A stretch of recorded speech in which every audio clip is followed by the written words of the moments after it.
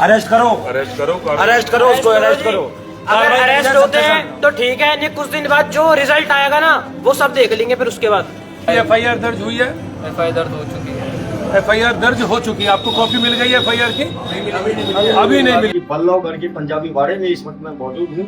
एक व्यापारी जिनका नाम रविंदर मित्तल बताया जा रहा है, वो आज अपनी जीवन लीला समाप्त कर चुके हैं। उन्होंने एक सुसाइड लेटर भी छोड़ा है और सुसाइड लेटर की अगर मैं मानूं और उनके बेटे के द्वारा दिए गए बयान की अगर हम बात करें तो बताया जा रहा है कि कोई व्यक्ति है प्रवीण बंसल, उस व्यक्ति ने भरे बाजार में मृतक के साथ हाथापाई करने की कोशिश की और उन्हें अपमानजनक शब्द कहे और उन अपमानजनक शब्दों को और अपनी हुई उस बेइज्जती को वो व्यक्ति सहन नहीं कर पाया, जिसके चलते आज उन्होंने फांसी लगाकर आत्महत्या कर दी। उनके बेटे से जब हमने बातचीत की तो हमें पता लगा कि प्रवीण बंसल और उनके पिता यानी कि मृतक रविंदर मित्तल का कोई पैसे का लेन देन था। जो प्रवीण बंसल है उसका क्या काम है तो बताया गया कि कोई व्यापारी भी है और इलीगल रूप से मनी लैंडिंग का काम भी करते हैं, यानी कि कमेटियां भी चलाते हैं, जिसके चलते शायद हो सकता है कि कुछ लेन देन की बात के चलते उनका आपसी विवाद हुआ और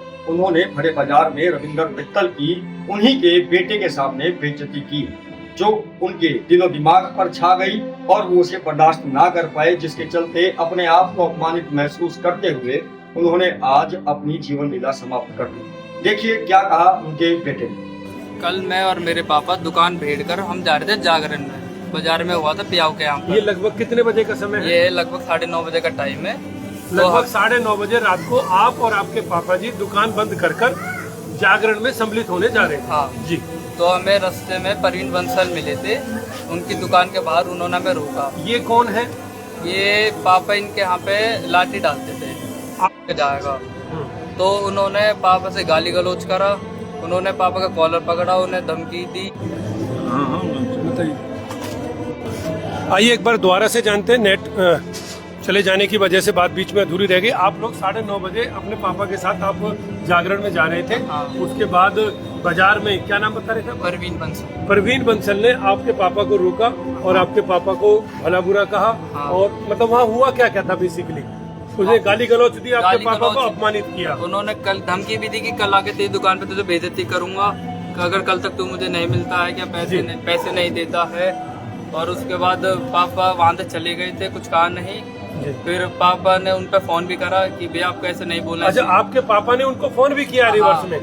ठीक है। भैया आपको ऐसे नहीं बोलना चाहिए था, लेकिन उन्होंने फोन वो एक भी पिकअप नहीं करी। उनके बेटे पे भी कॉल करा, उन्होंने कहा कि अभी पापा घर पे नहीं है, बाद में बात कराता हूँ। लेकिन जब तक कुछ बात नहीं हुई, मेरे पापा को ये बात बहुत ज्यादा चुभी और आज सुबह 10:30 बजे वो बिना कुछ बताए घर से चले गए। उन्होंने एक सुसाइड नोट भी लिख के गए हैं। अच्छा, सुसाइड नोट भी लिखा है सुसाइड नोट में उनका नाम भी लिखा गया है। किनका नाम?